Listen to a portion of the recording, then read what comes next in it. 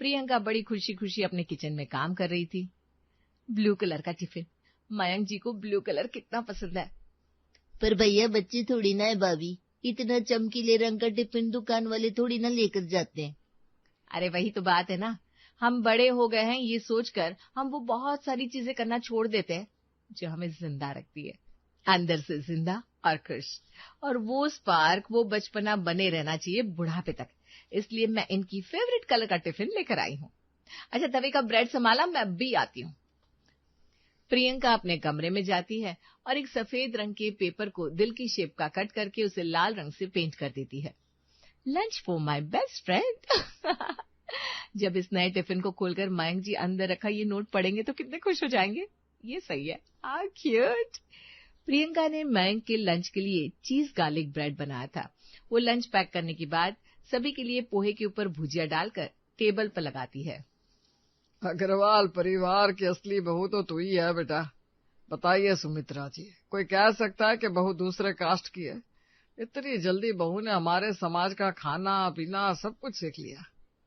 हैं? क्या कुछ कह रहे थे क्या आप? मैं कुछ नहीं। प्रियंका किचन में जाती है और अपनी प्लेट लाकर डाइनिंग टेबल पर सबके साथ बैठ जाती है। मुरली टीवी पर न्यूज देखते हुए ब्रेकफास्ट कर रहा था, सुमित्रा फोन चलाते हुए और मयंक कॉल पर बात करते हुए। किसी का ध्यान खाने पर था ही नहीं। ये शेयर मार्केट का भी समझ में नहीं आता। अब लगता है इस शेयर की प्राइस ऊपर जाएगी तो दूसरी बढ़ जाती है। बड़ा खेल है भाई, इस मार्केट में बड़ा खेल है। अरे भैया, मैंने जब बोला था कि पहली बारी में दूसरी पेटी भेजना, तो आपने पहली वाली पेटी को पहले क्यों लगा दिया? वो माल अभी दुकान में चाहिए ही नहीं। जो चाहिए वो आप लोग दबाकर बैठ जाते। नहीं नहीं नहीं भैया, ये आखिरी गलती है, इसके बाद फिर मैं माल लेना ही बंद कर दूंगा। दिमाग खराब हो जाता है। फोन पर बात करता हुआ मयंक नाश्ता पूरा कर लेता है। नाश्ता कैसा लगा मयंक जी? नाश्ता?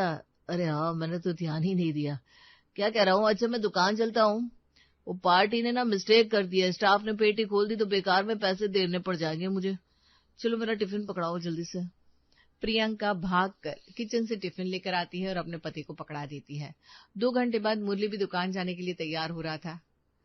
अंदर आ सकती हूँ पापा जी? बड़े कायदे वाली बहू लेकर आया हूँ मैं। यहाँ किसी के पास वक्त ही नहीं होता।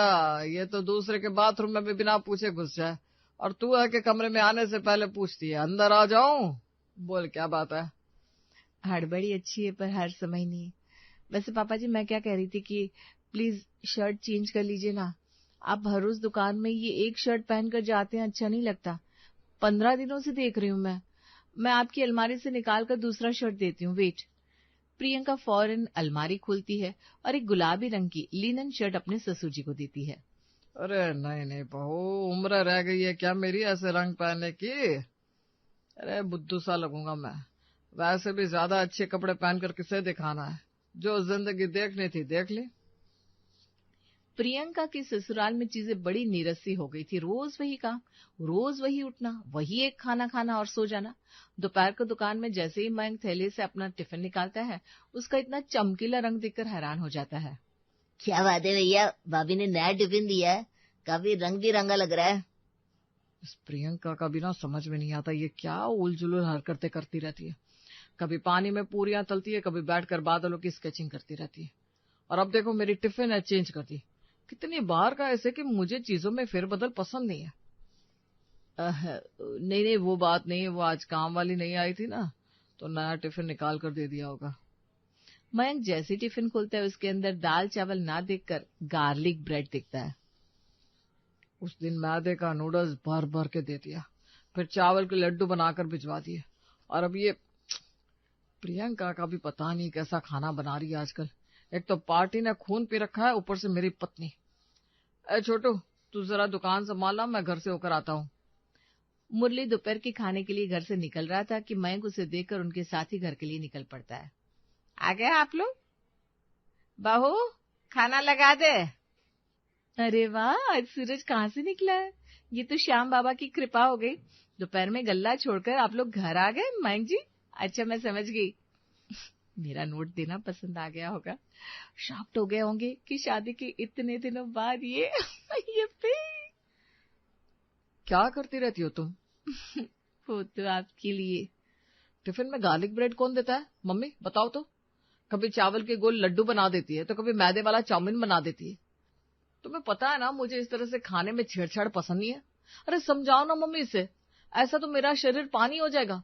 टिफिन में क्या देना चाहिए? दोपहर के खाने में क्या खाता है इंसान? बेसन का चीला बनाकर नहीं देती तो घी के फुलके ही दे देती। जीरे वाले दाल राइस के साथ पापड़ लस्सी अच्छी नहीं रहती क्या? एक रस्से वाली सब्जी हो जाती है और एक सूखी सब्जी। 4 माले का टिफिन भी लाकर दे दिया इसने मुझे। इत्तू से टिफिन में गार्लिक ब्रेड भरकर दे दिया। बनाने को कम चीजें थोड़ी ना हमारे यहाँ। अरे नए नए उष्टंडे करना छोड़ दो तुम प्रियंका। बिल्कुल सही कहते हैं मैं, सारी गलती मेरी है। सबको खुश रखने की कोशिश कर रही थी ना मैं। सोचा कम से कम खाना तो ये लोग चैन से खाए, खाते वक्त तो मुस्कुराए, वरना जब देखो सब अपने फोन में लगे रहते हैं या किसी काम में बिजी रहते। खाना तक चैन से नसीब नहीं होता इस घर के लोगों को। 30 की उम्र में 40 के लगने लगे हैं। और पापा जी मम्मी जी का तो कहना ही क्या, वो शायद घर में कोई बदलना चाहता ही नहीं। गलती मेरी है। इन सबको सब कुछ पहले जैसा ही चाहिए ना। अब पहले जैसा ही खाना बना दूंगी। ऐसा बनाऊंगी कि हाथ जोड़कर माफी मांगेंगे सारे के सारे मुझसे।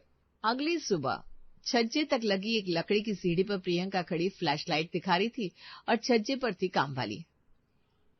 यह छज्जे पर कुछ भी नहीं दिख रहा है भाभी। अरे वही होगा, ध्यान से देख तो। मुझे नहीं पता, ऊपर से एक टिफिन नीचे आनी चाहिए।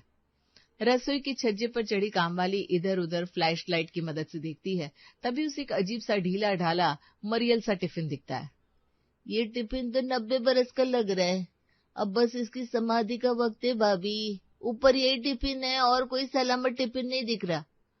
सलामत टिफिन चाहिए भी किसे? ये पकड़, इस नए टिफिन को ऊपर चढ़ा दे और पुराने वाले को इज्जत से नीचे ले आ। संभल कर कहीं हाथ से छूट गया तो इसके अस्थि पंजर अलग हो जाएंगे। प्रियंका उस पुराने बाबा आदम के जमाने के टिफिन को साफ करवाती है। ये तो आंडू पांडू से लग रहा है भाभी, इसे सेट कैसे करते हैं? और ये बंद नहीं होने वाला। चैट जीपीटी जिंदाबाद। मैं देख लूंगी कैसे बंद होती है ये। पहले तू जाकर मेरे लिए मूली कद्दूकस कर दे। बड़े देसी खाने की इच्छा हो रही थी ना मयंक जी को। अब मैं इन्हें बिल्कुल देसी खाना ही दूंगी, मूली के पराठे के साथ खीरे की सब्जी। टिफिन तैयार थी। अब बारी थी सुबह के नाश्ते की। नाश्ता टेबल पर लगता है। ये क्या, पानी और रोटी? पानी के साथ रोटी कौन खाता है प्रियंका? ग्लास में पानी दिया था ना तुमने, तो कटोरी में पानी देने की क्या जरूरत थी? ये लीजिए मम्मी जी, सुन लीजिए। आपकी बेटी को ये भी नहीं पता कि पानी और कांजी के पानी में कितना फर्क होता है। मैं जब इस घर में आई थी तभी मम्मी जी ने तो मुझे बताया था कांजी का अपनी सेहत के लिए कितना बड़ा फायदा होता है। पहले राजस्थान में लोग यही खाना तो पसंद करते थे। कल दोपहर में कितने नाराज हुए थे आप मुझसे, इसलिए मैंने तभी सोच लिया था ये बचपना छोड़कर आपकी सेहत पर ध्यान दूंगी, नहीं तो आपका शरीर पानी हो जाएगा ना। और उस पानी को पानी होने से रोकने के लिए मैंने ये पानी तैयार कर लिया। काली सरसों, पीली सरसों, हरी मिर्च, काली गाजर सब कुछ पानी में डालकर नमक मसाले के साथ रात को ढककर छोड़ दिया था। सुबह सूरज उगते ही मैं जाग गई और इस पानी को लेकर धूप में रख दिया। इसलिए तो अब ये फर्मेंट हो पाया है। वैसे कैसा लग रहा है खाने में पापा जी? प्रियंका खुद ही खुद में मुस्कुरा रही थी और उसके सास ससुर एक दूसरे की शक्ल देख रहे थे। मयंक अब तो कुछ बोल ही नहीं सकता था, क्योंकि जो जैसा चल रहा है वैसा ही चलेगा, ये प्रवचन उसके मुंह से ही तो निकला था। बाबा भाभी मान गए आपको। मुझे लगा आपने सिर्फ रोटियां बनाई है, अब जरूर सभी को अचार रोटी देगी, पर आपने तो कांजी के पानी के साथ रोटियां दे दी। गजब। अरे ये तो कुछ भी नहीं है। तो एक काम कर, मेरे पास से नई थाली ले लेना। ये जो रोज मैला सा थैला लेकर तो नहीं आती, उस थैले में अपने भैया जी का टिफिन भरकर उन्हें पकड़ा कर आ जा। बड़े बिजी है ये लोग, थैले पर क्या ही नजर जाएगी इनकी, पर बाकी लोगों की तो जाएगी। प्रियंका ने जैसा अंदाजा लगाया था वैसा ही होता है। हड़बड़ी में मयंक फोन पर बात करता हुआ गंदा सा थैला लेकर दुकान पहुंच जाता है। इनकम टैक्स वालों से बच रहे क्या भैया? कोई और पटी पुरानी थैली नहीं मिली है? थैली नहीं, थैला है ये, थैला। सभी स्टाफ को हंसता देखकर मयंक जी की नजर अपने हाथ में पकड़े थैले पर पड़ती है, जो कि काफी पुरानी थी। वो थैले से टिफिन को बाहर निकाल देता है, पर टिफिन वो तो थैले से भी पुरानी थी। ये कौन से बाबा आदम के जमाने का टिफिन दे दिया प्रियंका ने? आपका टिफिन तो काफी अच्छा लग रहा है भैया, बिल्कुल जैसा आपको पसंद है, ओल्ड फैशन, पहले की तरह का। वैसे 6 मंजिला टिफिन मैंने पहली बार देखा है। यहाँ दुकान में मयंक के मजे हो रहे थे तो वहां मुरली दुकान जाने के लिए तैयार। प्रियंका हड़बड़ी में उनके कमरे में जाती है और अपने ससुर से भिड़ जाती है। अरे अरे बहू, आराम से। आराम से कैसे पापा जी, आप ही ने कहा था इस घर के लोग तो इतने हड़बड़ी में रहते हैं कि दूसरे के मसले में घुस जाते हैं, फिर ये तो मेरा घर है। ये कहकर प्रियंका फट से वापस चली जाती है। मुरली को कुछ समझ में नहीं आता। टकराने के बहाने पापा जी की शर्ट में अपने तेल से सने हाथ का दाग लगा दिया। अब जब लोग उन पर हंसेंगे तब उन्हें समझ में आएगा। मनोज जैसे ही घर से निकलता है, प्रियंका अपनी सास से दोपहर के खाने के बारे में पूछने चली जाती है। सुबह से पेट में बड़ा दर्द हो रहा है बहू, तू दाल रोटी बना दे। प्रियंका किचन में जाती है, पर सादा दाल ना बनाकर काठी दाल तैयार कर लेती है और साथ में मिस्सी रोटी बनाती है। एक तरफ सिलबट्टे पर लाल मिर्च लहसुन की चटनी तैयार करती है तो दूसरी तरफ कढ़ाई में पापड़ तलने शुरू कर देती है। अपने शर्ट की दाग के पीछे और अपनी टिफिन के पीछे पापा जी और मयंक जी घर पहुंच ही रहे होंगे। बाकी मम्मी जी की थाली में ऐसे तैयार कर दूंगी कि उनके पास भी कोई दूसरा चारा ना बचे। एक काम करती हूँ, अब मसाला भिंडी बना लेती हूँ और एक रस्से वाली सब्जी, जैसे मयंक जी कह रहे थे ना। प्रियंका एक बड़ी सी थाली तैयार करती है, उसमें पापड़ रखती है, लहसुन की चटनी रखती है, घी मटर वाले लंबे चावल रखती है, मसाला भिंडी की एक तरफ रखती है अचार, दूसरी तरफ एक कटोरी में भुजिया और मिस्सी रोटी के साथ रस्से की सब्जी, और ये सारा खाना अपनी सास के सामने परोस देती है। उसी वक्त दोनों बाप बेटे भी दरवाजे से अंदर आते हैं। पता नहीं कैसे मेरी शर्ट में तेल का दाग लगा हुआ है, दुकान में सब हंस रहे थे। और कैसा टिफिन दे दिया तुमने मुझे, 6 माले वाला? एक में रोटी, एक में सब्जी, एक में सलाद, एक में कुछ और। अरे सब्जी भी कैसी, खीरे की सब्जी? मैंने तुझे जब सादी दाल बनाने को बोला था तो तू 56 भोग लेकर क्यों आ गई बहू? आपके सारे अच्छे कपड़े मैंने निकाल कर बर्तन वाले को दे दिए पापा जी। आपको नहीं पहनने थे ना अच्छे कपड़े। और मयंक जी, आपको तो बड़ी पुरानी टिफिन का शौक है, तो स्पेशली पुराना टिफिन निकलवाया है और खाना भी बिल्कुल वैसा बनाया जैसा आप कह रहे थे। अगर गार्लिक ब्रेड नहीं खाना है, मतलब कि आप खीरे की सब्जी, मूली के पराठे ही खाना चाह रहे होंगे ना। और रहा आपके सवाल का जवाब मम्मी जी, तो शायद आप भूल गई हैं कि दोपहर के खाने में क्या कुछ बनना चाहिए, ये सब मयंक जी ने ही तो मुझे बताया था। आप सबकी तरह मैंने भी अपना बचपन मार लिया और आधी बातें सुनने लगी, अपने हिसाब से करने लगी। यही तो होता है ना इस घर में। सभी समझ जाते हैं प्रियंका क्या कहना चाह रही थी, और उस दिन के बाद से उसके छोटे छोटे बदलाव और खुश रहने की आदत को सभी अपने में एक्सेप्ट करना शुरू कर देते हैं। शाम का समय है और शोभना हाथ में थैला लिए बाजार से सामान खरीद कर पैदल वापस अपने घर की तरफ आ रही है। तभी उसके घर के बगल में रहने वाली बुढ़िया शोभना को देखकर, आ गई तो बाजार से, देख तो जरा इसके चेहरे पर कितना घमंड है, कितना गुरूर है, ऐसा लगता है जैसे पूरे शहर की धन दौलत इसी के पास आ गई हो। बूढ़ी की बात सुनकर शोभना का चेहरा गुस्से से लाल हो जाता है। वो गुस्से में बड़बड़ाते हुए आगे बढ़ जाती है। इस बढ़िया ने तो मेरा हमेशा से ही जीना हराम कर रखा है, आते जाते मुझे देखकर ताने मारती रहती है, इसकी जबान कभी नहीं छूटती। शोभना गुस्से में बड़बड़ाती हुई अपने घर आ जाती है। उसे देखकर उसकी रागिनी, क्या हुआ माँ जी, आपका मूड आज इतना खराब क्यों लग रहा है? बाजार में किसी दुकानदार से आपकी लड़ाई हो गई है क्या? क्यों खराब नहीं होगा मेरा मूड? वो बगल वाली जो बुढ़िया है ना, उसका मुंह कभी बंद ही नहीं रहता है और आते जाते हमेशा मुझ पर ताने कसती रहती है। अरे माँ जी छोड़ो ना, आप उस बेचारी की बातों पर इतना ध्यान क्यों दे रही हो? आप अंदर चलो, तब तक मैं खाना लगा देती हूँ। इतने में शोभना का बेटा राजेश भी अपने कमरे से बाहर आकर, माँ आ गई आप? अरे आज तो आपकी बहू ने घर पर बहुत अच्छे अच्छे पकवान बनाए हैं। अच्छा ऐसी बात है तो चलो फिर खाते हैं, वैसे भी मुझे बहुत भूख लगी है। रागिनी रसोई से गर्मा गर्म खाना लेकर आती है। तीनों लोग डाइनिंग टेबल पर एक साथ बैठकर खाना खाते हैं। वाह रागिनी, आज तो पूड़ियाँ सच में तुम्हारी करारी करारी और स्वादिष्ट बनी हैं। माँ आप तो बहुत कम खा रही हो, अपने लिए थाली में 2 पूड़ियाँ और ले लो ना। हाँ बहू, खाना तो सच में बहुत ही लाजवाब बना है, मेरा तो पेट ही भर गया। तू भी अच्छे से पेट भरकर खाना खा ले, पूरियाँ बचाकर मत रखना। रागिनी खाना खाने के बाद अचानक उठती है और रसोई से एक बड़ा डिब्बा लेकर आती है। वो बची हुई ढेर सारी पूरियाँ और सब्जी उठाकर अलग रखने लगती है। अरे बहू, तू इतनी ढेर सारी पूरियाँ अलग से क्यों रख रही है? अगर ये बच गई हैं तो फिर मैं ये बची हुई पूरियाँ हमारे पड़ोसी को देकर आ जाऊँ? नहीं नहीं माँ जी, ये पूरियाँ आप किसी पड़ोसी को मत दीजिए, मैं इन्हें बाद में खा लूंगी। आपको तो पता है कि मुझे हर थोड़ी देर में बहुत तेज भूख लग जाती है। अच्छा अच्छा बहू, रख ले फिर। रागिनी फिर पूड़ियों को डिब्बे में बंद करके रसोई के अंदर रख देती है। शोभना उसे देखकर मन ही मन, ये मेरी बहू भी ना, पता नहीं, कुछ समझ नहीं आता कितनी बार खाना खाएगी। ऐसे ही कुछ दिन और बीत जाते हैं। एक दिन राजेश, शोभना और रागिनी शॉपिंग मॉल में शॉपिंग करने के लिए जाते हैं। शॉपिंग करने के बाद राजेश अपनी माँ और पत्नी से, माँ, रागिनी, चलो ना हम सब मिलकर पहले इस ठेले से ठंडी ठंडी मलाई वाली आइसक्रीम खाते हैं। तीनों आइसक्रीम पार्लर जाते हैं और आइसक्रीम खाते हैं। बाहर निकलकर राजेश देखता है कि जहाँ एक मशहूर दुकान पर छोले भटूरे बन रहे होते हैं। अरे वाह, देखो, ओ सामने वाली दुकान पर कितने बढ़िया छोले भटूरे मिल रहे हैं।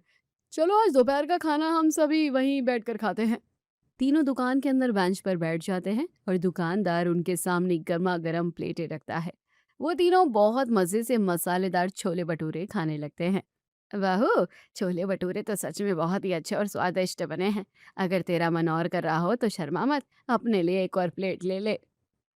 नहीं नहीं माँ जी, मेरा पेट बिल्कुल भर गया है और अब मेरे अंदर जगह ही नहीं है। आप लोग आराम से खाइए, मेरा आज का खाना तो हो गया है। इसके बाद रागिनी अपनी जगह से उठती है और चुपचाप सीधे दुकानदार के पास चली जाती है। वो पैसे देकर दुकानदार से एक प्लेट छोले भटूरे अलग से पैक करवा लेती है। उसे देखकर शोभना उसके पास आकर, अरे बहू, तूने ये छोले भटूरे का पैकेट अलग से पैक क्यों करा लिया? अभी तो तू खुद कह रही थी कि तेरा पेट पूरी तरह से भर चुका है। माँ जी, ये छोले भटूरे मुझे बहुत ज्यादा पसंद है और मेरा मन ललचा रहा है, इसलिए मैंने इसे पैक करवा लिया ताकि मैं इसे बाद में आराम से खा सकूं। अरे तो कितनी बार खाना खाती है बहू, मुझे तो कुछ समझ ही नहीं आता है। अभी दुकान पर बैठकर ये पूरा प्लेट खत्म किया और अब घर के लिए भी ले लिया है। अरे माँ जी, अब कोई चीज इतनी ज्यादा पसंद है तो मैं क्या करूं? मन हुआ तो मैंने अपने लिए रख लिया, इसमें इतना गुस्सा होने वाली क्या बात है? राजेश अपनी पत्नी और माँ के बीच की नोक-झोंक को बहुत ध्यान से सुनता है। वो हंसते हुए अपनी माँ के कंधे पर हाथ रखता है और बीच बचाव करते हुए, अरे वाह, छोड़ो ना, अगर वो अपनी पसंद की चीज खा रही है तो खाने दो ना, उसे अच्छा लगता है तो खाने में क्या दिक्कत है? इसके बाद वो तीनों बाजार से सारा सामान समेटकर अपने घर वापस आ जाते हैं। रागिनी चुपके से उस छोले भटूरे के पैकेट को ले जाकर रसोई के अंदर छुपा देती है और अपने काम में लग जाती है। थोड़ी देर बाद सपना की सहेली जानवी उससे मिलने आती है। अरे जानवी, तुम सच में बहुत दिनों बाद मिली हो। मुझे तो यकीन नहीं हो रहा कि तुम अचानक मेरे घर आ गई हो। हाँ शोभना, बहुत दिन बीत गए थे तुमसे मिले हुए। मैं इसी रास्ते से गुजर रही थी तो सोचा कि हाँ, तुमसे मिलती चलूं। दोनों सहेलियां आपस में बैठकर पुरानी बातें करने लगती है। तभी शोभना रागिनी के कमरे में आकर रागिनी से, बाहू, मेरी सहेली इतने दिनों बाद आई है, ऐसा कर, तूने जो छोले भटूरे अपने लिए पैक करवाए थे ना, वो उसे दे दे। अरे देख क्या रही है, अपने लिए दोबारा जाकर ले आना। हाँ माँ जी, आप सही कह रही हैं। लाए तो थे हम दोपहर को छोले भटूरे का पैकेट, लेकिन वो तो अब खत्म हो गए हैं। रसोई में कुछ नहीं बचा है। क्या? खत्म हो गया है? लेकिन बहू, अभी 2 घंटे पहले तो लाए थे। इतनी जल्दी वो पूरा भरा हुआ पैकेट कैसे खत्म हो गया? तूने अकेले खा लिया? हाँ माँ जी, लेकिन मैंने आपको दुकान पर ही बताया था ना कि मुझे बहुत पसंद है, तो बस घर आते ही मुझे दोबारा भूख लगी और मैंने वो सारे छोले भटूरे खा लिए। हे भगवान! तू कितनी बार खाना खाती है, मुझे तो अपनी आँखों पर यकीन नहीं होता। अच्छा ठीक है, तू ऐसा कर कि जानवी के लिए जल्दी से पकोड़े बना ले। रागिनी चुपचाप सिर हिलाकर चाय और पकोड़े की तैयारी के लिए रसोई की तरफ जाती है और शोभना जानवी के पास बैठकर उससे बातें करने लगती है। कुछ ही देर में वो पकोड़ों की सजी हुई प्लेट और चाय लेकर हॉल में आती है और अपनी सास और उनकी सहेली को पकोड़े और चाय देती है। पकोड़े खाकर जानवी, वाह बहू, पकोड़े तो दिखने में बहुत ही लाजवाब और करारे लग रहे हैं। खड़ी क्यों हो, बैठो, तुम भी हमारे साथ पकोड़े खा लो। नहीं नहीं चाची, आप खाइए, अभी तो मैंने 2 घंटे पहले छोले भटूरे खाए हैं ना, मैं अभी और नहीं खा पाऊंगी। रागिनी पकोड़े खाने से साफ मना कर देती है और वापस किचन में चली जाती है। जानवी और शोभना आराम से चाय पकोड़े खाकर अपनी बातें पूरी करती है। जानवी के जाने के बाद शोभना खाली बर्तनों को समेटने के लिए रसोई के अंदर जाती है तो वो देखती है कि रागिनी फिर से पकोड़े छान रही होती है। अरे बाहू, तू ये फिर से पकोड़े क्यों छान रही है? अभी तो तूने जानवी के सामने साफ मना किया था कि तेरा पेट भरा हुआ है। माँ जी, मैं इसलिए छान रही हूँ क्योंकि जब आप लोग खा रहे थे तब तो मैं खा नहीं पाई थी, तो मैं थोड़ी देर बाद आराम से खाऊंगी, इसलिए बनाकर रख रही हूँ। हे भगवान, कितनी बार खाना खाएगी तू? सुबह से देख रही हूँ तेरा खाना खत्म ही नहीं होता। कभी पूड़ियाँ, कभी छोले भटूरे और अब ये नए पकोड़े भी तली जा रहे हैं। अरे माँ जी, अब आपने खा लिए तो मेरा भी मन हो गया कि मैं भी खा लूंगी, इसमें इतना गुस्सा होने वाली क्या बात है? शोभना गहरी सांस लेती है और बिना कुछ कहे गुस्से में वहां से चली जाती है। कुछ दिन इसी तरह बीत जाते हैं और रागिनी की ये अजीब आदत लगातार जारी रहती है। ऐसे ही कुछ दिन बीत जाते हैं। एक दिन दोपहर के समय शोभना रात को पानी पीने के लिए किचन की तरफ जा रही होती है। तभी वो रागिनी को देखती है कि रागिनी बिना बताए कहीं बाहर जा रही है। थोड़ी देर बाद रागिनी वापस आती है। तब शोभना, कहाँ गई थी बहू तू इतनी रात में? आजकल देख रही हूँ तू कभी भी बिना बताए बाहर चली जाती है। हाँ माँ जी, वो थोड़ा सा जरूरी काम था, इसलिए बाहर चली गई थी। बस पड़ोस के ही तो घर गई थी, आप बेकार में इतना गुस्सा हो रही हैं।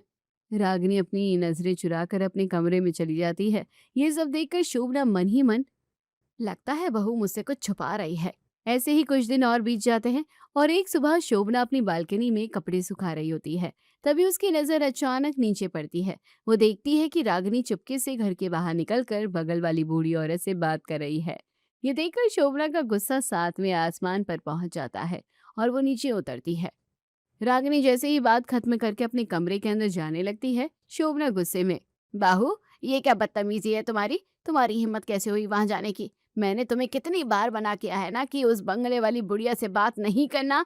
अरे माँ जी, वो मैं आ रही थी तो वो खुद ही मुझसे बोलने लगी। अब वो बुजुर्ग हैं तो मैं उन्हें मना भी तो नहीं कर सकती थी ना। तभी राजेश भी वहां आ जाता है। शोभना राजेश को सारी बातें बताते हुए, देख ले बेटा, अपनी पत्नी को अच्छे से समझा दे। मैं 100 बार बता चुकी हूँ, ये फिर भी उस बुढ़िया से बात करती है। वो बुड्ढी इतनी खड़ूस है और ये मानती नहीं है। अरे रागिनी, जब माँ तुम्हें इतनी बार मना करती है तो तुम क्यों बात करती हो? तुम्हें माँ की बात माननी चाहिए। आगे से उस बुढ़िया के पास मत जाना। अरे बाबा ठीक है, अब आप दोनों मिलकर मेरे पीछे मत पड़ो। मुझसे गलती हो गई। अब मैं आगे से कभी उस बूढ़ी औरत से बात नहीं करूंगी। रागिनी चुपचाप अंदर चली जाती है। अगले दिन दोपहर में रागिनी खाना बनाकर सभी के लिए लगा देती है। सभी लोग खाना खा लेते हैं। उसके बाद बचे हुए खाने को देखकर शोभना, बाऊ खाना तो अभी बहुत सारा बचा हुआ है, इतनी रोटियां क्यों बचा दी तुमने?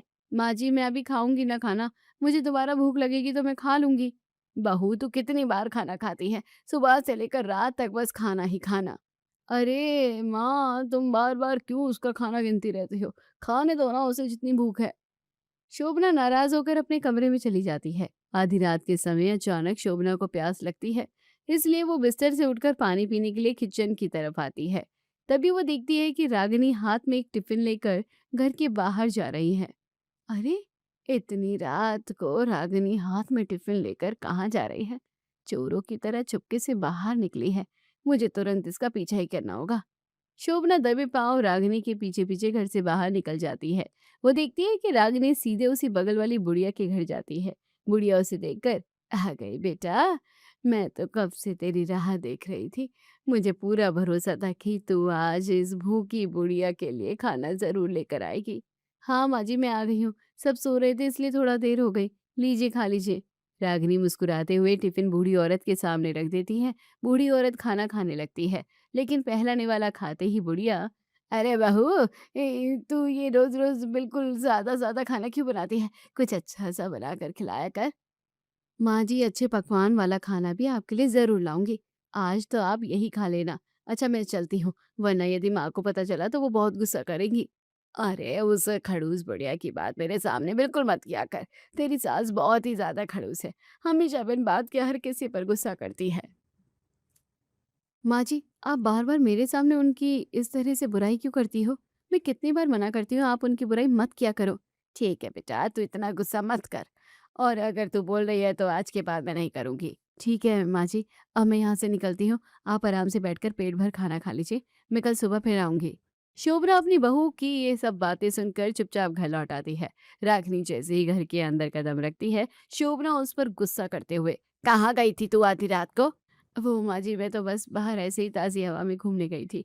कमरे में बहुत ज़्यादा उमस थी, इसलिए मेरा मन हुआ कि मैं चली जाऊँ। रागिनी, मुझसे अब झूठ बोलने की कोशिश भी मत करना। तू उस बगल वाली बुढ़िया को चुपके से खाना देने गई थी ना? मैंने सब देख लिया। हाँ माँ जी, वो मैं। रागिनी, मैंने तुम्हें साफ मना किया था ना कि उस औरत से कोई रिश्ता नहीं रखना, फिर भी तुम छिपकर उसे खाना देती रही। ऐसा क्यों किया रागिनी?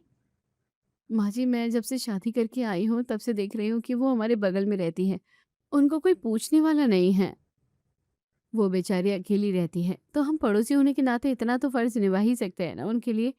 क्या किसी भूखे बुजुर्ग को 2 वक्त का खाना देना पड़ोसी के नाते हमारा हक नहीं है?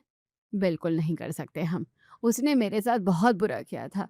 तुम नहीं जानते कि अतीत में उस औरत ने मेरे साथ क्या-क्या खेल खेला है। माँ जी, पर उन्होंने ऐसा क्या बुरा किया था आपके साथ? मुझे भी तो बताइए कि आखिर ऐसी क्या बात है जो आप उनसे इतनी नफरत करती हैं? शोभना पुराना दर्द याद करके दुखी हो जाती है, फिर अतीत के पन्ने खोलती हुए। रागिनी, वो कोई पराई औरत नहीं बल्कि वो मेरी सगी सास है। माँ जी, सारा काम खत्म हो गया है। अब मैं अपनी सहेलियों से मिलने जा रही हूँ। शाम तक आ जाऊंगी। कोई जरूरत नहीं है किट्टी पार्टी में जाने की। बाकी का काम खत्म कर। कुछ मेहमान आ रहे हैं, उनके लिए अच्छा अच्छा खाना बना और उनको अच्छे से खिलाना। शोभना रसोई में चली जाती है। थोड़ी देर बाद मेहमान भी आ जाते हैं। शोभना की सास उनसे बातें करते हुए, कुछ भी कहो शोभना, लेकिन तुम्हारी बहू बहुत अच्छी है, अकेली ही सारा काम संभाल लेती है।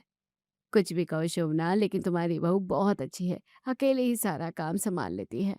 काहे की अच्छी है, दिन भर तो आराम करती रहती है, बड़ी मुश्किल से घर का काम खत्म करती है।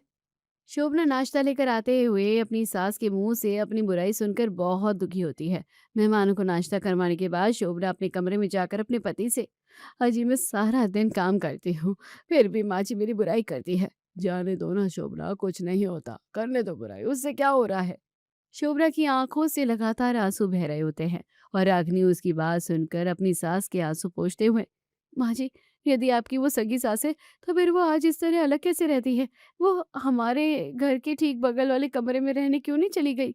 जब तक तुम्हारे ससुर जिंदा थे तब तक तो मैं कुछ नहीं बोलती थी, सब सहती थी। उनके बनने के बाद हमारे झगड़े होने लगे, फिर उन्होंने खुद ही मुझसे अलग रहने का फैसला कर लिया। और वैसे भी अब वो अलग रहती है। कुछ दिन तक उनकी बेटी उनकी सेवा करती थी, पर अब उनकी बेटी की भी शादी हो गई है तो अकेली है। माँ जी, वो अतीत में जैसी भी थी, उनके कर्म आज उनके खुद के साथ है। लेकिन हमारा ये फर्ज बनता है कि हम उन्हें बिना खाना दिए खुद कभी ना खाएं। जो भी है वो आपकी सास है और इस घर की सबसे बड़ी बुजुर्ग हैं। इतने में राजेश, जो पीछे खड़ा सारी बातें सुन रहा था, आगे आकर अपनी माँ से, हाँ माँ, रागिनी बिल्कुल सही बोल रही है। दादी माँ जैसी भी हमारी सदस्य है। दादी माँ इस घर की बुजुर्ग है। अब आप उनसे ये पुरानी दुश्मनी हमेशा के लिए खत्म कर दो। लेकिन बेटा, वो मुझे देखते ही कितना बुरा बोलती है, डांटने लगती है। वो आज भी मुझसे इतनी नफरत करती है कि मेरा चेहरा भी नहीं देखना चाहती। तो उससे क्या हो जाता है माँ?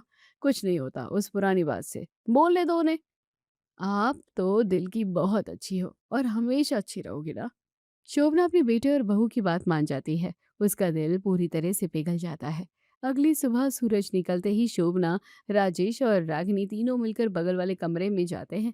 बूढ़ी औरत शोभना को देखकर चिल्लाते हुए, आ गई तू फिर से मेरे पास? मेरा बेटा जब से इस दुनिया से गया है तेरे बहुत पर निकल गए हैं। माँ जी देखिए, आप सुबह सुबह फिर से वही पुरानी बात लेकर क्यों बैठ गई हैं? हम यहाँ आपसे लड़ाई करने नहीं आए हैं, हमारी बात तो सुनिए। रागिनी और राजेश तुरंत बूढ़ी औरत को शांत कराते हुए सच बताते हैं। राजेश अपनी दादी का हाथ पकड़ता है और मुस्कुराते हुए अपनी माँ की तरफ इशारा करता है। अरे दादी माँ, गुस्सा मत होइए, आपको पता है ना कि माँ आपको कितना प्यार करती है। वो हमेशा आपके बारे में ही बात करती है और आपका बहुत ख्याल रखती है। हाँ हाँ दादी माँ, और जो खाना मैं रोज चुपके से आपके लिए टिफिन में लाती थी ना, वो खाना असल में माँ जी ही आपके लिए खास तौर पर बचाकर मेरे हाथ में भेजती थी। क्या मेरी बहू शोभना मुझसे इतना ज्यादा प्यार करती है कि मेरे लिए खाना भेजती थी? अच्छा, मुझे तो इस बात का बिल्कुल भी अंदाजा नहीं था। मैं तो कुछ और समझती थी। बूढ़ी औरत की आंखों में आंसू आ जाते हैं और उसका सारा गुस्सा पल भर में गायब हो जाता है। वो अपनी बहू शोभना को अपने गले से लगा लेती है। अरे शोभना बहू, तू इतना क्यों चिंता करती है मेरी? तू ही तो मेरी असली बेटी है। वो तो मैं पुराने गुस्से में आकर तुझे बुरा बोल देती हूँ। तू मेरी बात का बुरा मत माना कर। शोभना अपनी सास के पैर छूकर आशीर्वाद लेती है और सालों पुरानी नफरत खत्म हो जाती है। राजेश और रागिनी ये देखकर मुस्कुराते हैं और पूरा परिवार एक साथ हंसने लगता है।